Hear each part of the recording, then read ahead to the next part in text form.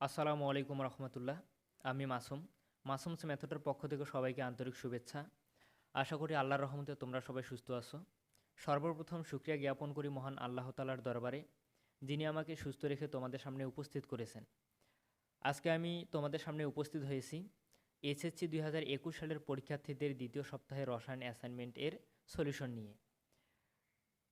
তো তোমাদের রসায়নের এটি হচ্ছে দ্বিতীয় সপ্তাহের প্রথম অ্যাসাইনমেন্ট, অর্থাৎ রসায়নের এটা হচ্ছে প্রথম অ্যাসাইনমেন্ট। প্রথম সপ্তাহে অ্যাসাইনমেন্ট সলিউশন করা হয়েছিল জীববিজ্ঞান এবং পদার্থবিজ্ঞানের। তো তোমাদের এই অ্যাসাইনমেন্টের যে কোশ্চেন, এই কোশ্চেনে 4টা মৌলের কথা উল্লেখ করা আছে। তা 4টা মৌলের নাম আমি লিখে রেখেছি। দেখো যে 4টি মৌলের নাম উল্লেখ করা আছে, একটা হচ্ছে সোডিয়াম, অর্থাৎ প্রথম মৌলটা হচ্ছে সোডিয়াম, দ্বিতীয় মৌলটা হচ্ছে ফসফরাস, তৃতীয় মৌলটা হচ্ছে পটাশিয়াম এবং চতুর্থ যে মৌলটা, এই চতুর্থ মৌলটার নাম হচ্ছে কপার। এই 4টা যে মৌল, একটা মৌলের প্রশ্ন দেওয়া আছে 4টি, অর্থাৎ 4টা মৌলের প্রশ্ন আমরা যদি সলিউশন করি তা আমরা উত্তর পাবো 16টি। তো প্রথম যে প্রশ্নটা আমাদের সলিউশন করতে হবে, নিউট্রন সংখ্যা নির্ণয় করতে হবে, অর্থাৎ সোডিয়াম, ফসফরাস, পটাশিয়াম এবং কপারের নিউট্রন সংখ্যা নির্ণয় করতে হবে। 2 নম্বর প্রশ্নটা আমাদেরকে সলিউশন করতে হবে বোর পরমাণু মডেল অনুসারে পরমাণুর গঠন চিত্র। 3 নম্বর প্রশ্নটা আমরা সলিউশন করব শক্তি স্তরে ইলেকট্রন বিন্যাস। 4 নম্বর প্রশ্নটা আমরা সলিউশন করব উপশক্তি স্তরে ইলেকট্রন বিন্যাস। তো এই হচ্ছে আমাদের প্রশ্ন। তো দেখো অ্যাসাইনমেন্ট কিভাবে লিখতে হবে এটা আমি লিখে রেখেছি, তোমরা যদি চাও তাহলে এইভাবে লিখতে পারো। অ্যাসাইনমেন্ট এসএসসি 2021 সাবজেক্ট কেমিস্ট্রি, এখানে আমি 1 লিখে রেখেছি। তো 1 লেখার কারণ হচ্ছে এটা দ্বিতীয় সপ্তাহের রসায়নের প্রথম অ্যাসাইনমেন্ট হওয়ার কারণে এখানে আমি 1 লিখেছি। যদি দ্বিতীয় অ্যাসাইনমেন্ট হতো তাহলে আমি 2 লিখতাম, যদি তৃতীয় অ্যাসাইনমেন্ট হতো তাহলে আমি 3 লিখতাম। Week second. উত্তর: প্রশ্নে উল্লেখিত প্রথম মৌলটি সোডিয়াম। নিচে সোডিয়ামের নিউট্রন সংখ্যা নির্ণয় করা হলো। তো দেখো এখানে আমি সোডিয়াম লিখেছি ব্র্যাকেটের মধ্যে এন এ, অর্থাৎ সোডিয়ামের যে প্রতীক আমি প্রতীক ব্যবহার করেছি, তোমরা এইভাবে লিখবা। অনেকে শুধু হচ্ছে এন এ দেয়, তবে প্রথমে আগে নাম লিখতে হবে, ব্র্যাকেটের মধ্যে প্রতীক লিখতে হবে। এটা হচ্ছে রসায়ন বিজ্ঞানের নিয়ম।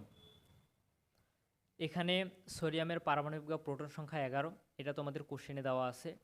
সোডিয়ামের পারমাণবিক ভর 23, এটাও তোমাদের প্রশ্নে দেওয়া আছে। এখন আমাদের নির্ণয় করতে হবে সোডিয়ামের নিউট্রন সংখ্যা। আমরা জানি ভর সংখ্যা ইকুয়াল প্রোটন সংখ্যা যোগ নিউট্রন সংখ্যা, অর্থাৎ আমরা নিউট্রন সংখ্যা বের করব, এই জন্য নিউট্রন সংখ্যা আমরা বাম দিকে রাখব। তাহলে নিউট্রন সংখ্যা ইকুয়াল ভর সংখ্যা মাইনাস প্রোটন সংখ্যা। দেখো ভর সংখ্যার জায়গায় কত আছে 23, তাহলে এখানে আমি 23 বসাইছি, এখানে মাইনাস আছে, এই যে মাইনাস আমি বসাইলাম। এরপরে দেখো প্রোটন সংখ্যার জায়গায় দেখো 11 আছে, তাহলে 11 আমি বসালাম। 23 থেকে 11 আমরা বিয়োগ যদি করি তাহলে বিয়োগফল পাবো আমরা 12, অতএব সোডিয়ামের নিউট্রন সংখ্যা হচ্ছে 12। তো এটা হচ্ছে 1 নম্বর প্রশ্ন সমাধান। 2 নম্বর প্রশ্নটা হচ্ছে বোর পরমাণু মডেল অনুসারে পরমাণুর গঠন চিত্র আমাদেরকে দেখাইতে হবে। তো দেখো যে 2 নম্বর প্রশ্নটা আমরা এইভাবে সলিউশন করব। বোর পরমাণু মডেল অনুসারে সোডিয়াম পরমাণুর গঠন চিত্র নিম্নরূপ। তো দেখো যে সোডিয়ামের পারমাণবিক সংখ্যা 11, অর্থাৎ আমরা জানি যে গঠন চিত্রে প্রথম শক্তি স্তরে ইলেকট্রন ধরে 2টা, দ্বিতীয় শক্তি স্তরে 8টা, তৃতীয় শক্তি স্তরে হচ্ছে 18টা, এভাবে আস্তে আস্তে বৃদ্ধি পেতে থাকে। তো দেখো আমি একটা ছক বা চিত্র আমি এখানে ডায়াফ্রাম এখানে আমি আঁকছি।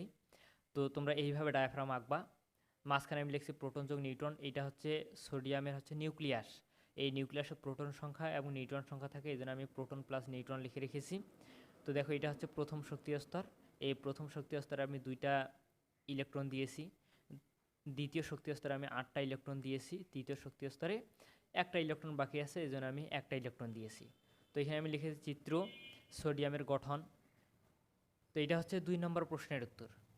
এরপরে হচ্ছে 3 নম্বর প্রশ্ন। 3 নম্বর প্রশ্নটা ছিল দেখো যে শক্তি স্তরে ইলেকট্রন বিন্যাস।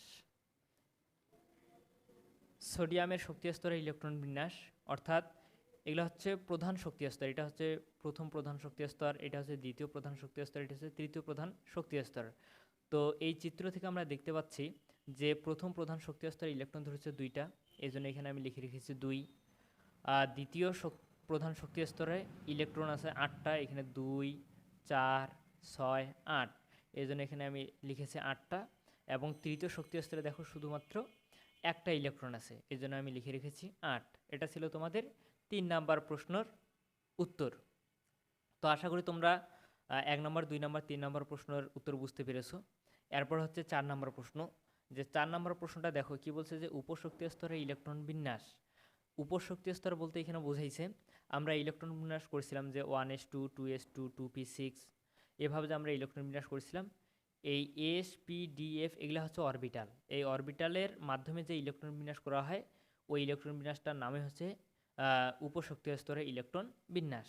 তো দেখো যে সোডিয়ামের পারমাণবিক সংখ্যা 11, এখানে আমি লিখে রেখেছি 1s2, যেহেতু এস অরবিটালে সর্বোচ্চ ইলেকট্রন ধরে 2টি, এই জন্য আমি এখানে 2 লিখে রেখেছি। দ্বিতীয় শক্তি স্তরে দেখো যে 2s2, তারপরে 2p, এরপরে 3p, 2p, এরপরে 2d অরবিটাল পাওয়া যায় না, এই জন্য হচ্ছে 3s। এই 3s অরবিটালে গিয়েছে সর্বশেষ ইলেকট্রন একটা। তো এটা হচ্ছে সোডিয়ামের উপশক্তি স্তরে ইলেকট্রন বিন্যাস। আশা করি তোমরা এই 4টা প্রশ্নের উত্তর ভালোভাবে বুঝতে পেরেছো। যদি কোনো স্টুডেন্ট এই 4টা প্রশ্নের উত্তর বুঝতে যদি পারে বা সলিউশন করতে যদি পারে, তাহলে পরবর্তী যে 3টা মৌল যে আছে, এই যে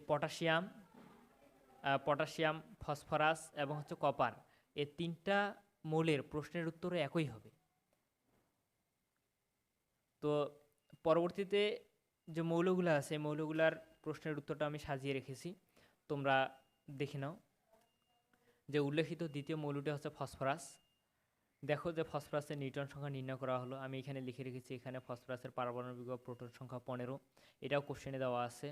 ফসফরাস এর পারমাণবিক ভর সংখ্যা 31, এটাও তোমাদের কোশ্চেনে দেওয়া আছে। আমরা জানি ভর সংখ্যা ইকুয়াল প্রোটন সংখ্যা যোগ নিউট্রন সংখ্যা, অতএব নিউট্রন সংখ্যা ইকুয়াল ভর সংখ্যা মাইনাস প্রোটন সংখ্যা। ভর সংখ্যা এখানে 31 আমি বসাই দিয়েছি, মাইনাস এখানে মাইনাস আছে, মাইনাস আমি বসাই দিয়েছি। প্রোটন সংখ্যা দেখো 15 আমি বসাই দিয়েছি। 31 থেকে 15 বিয়োগ করলে বিয়োগফল হচ্ছে 16, অতএব ফসফরাসের নিউট্রন সংখ্যা হচ্ছে 16। তো এটা হচ্ছে প্রথম প্রশ্ন ফসফরাসের। দ্বিতীয় প্রশ্ন হচ্ছে বোর পরমাণু মডেল অনুসারে ফসফরাসের পরমাণুর গঠন চিত্র নিম্নরূপ। তো দেখো সোডিয়ামের যেভাবে আমি নির্ণয় করেছি ওইভাবে আমি নির্ণয় করেছি। সোডিয়ামের টোটাল প্রোটন সংখ্যা ছিল 11টি, আর ফসফরাসের হচ্ছে 15টি। তো 15টি আমি এখানে বসাই দিয়েছি। এরপরে দেখো যে পি বা ফসফরাস এর শক্তি স্তরে ইলেকট্রন বিন্যাস। প্রথম প্রধান শক্তি স্তরে ইলেকট্রন ছিল 2টা, এই জন্য আমি 2টা দিয়েছি। দ্বিতীয় শক্তি স্তরে ছিল 8টা দিয়েছি। তৃতীয় শক্তি স্তরে 5টা ছিল, 5টা আমি দিয়েছি। এরপরে দেখো যে পি এর উপশক্তি স্তরে ইলেকট্রন বিন্যাস। দেখো এখানে আমি 1s2, 2s2, 2p6, 3s2, 3p3 এভাবে আমি লিখে রেখেছি। তোমরাও এইভাবে লিখবা। এটা গেল ফসফরাস। এরপরে আছে পটাশিয়াম। তো দেখো যে উল্লেখিত তৃতীয় মৌলটি হচ্ছে পটাশিয়াম। সোডিয়াম এবং ফসফরাসের যেভাবে আমরা প্রশ্ন সলিউশন করলাম, একইভাবে আমরা প্রশ্ন সলিউশন করেছি। তোমরা আশা করি বুঝতে পেরেছো।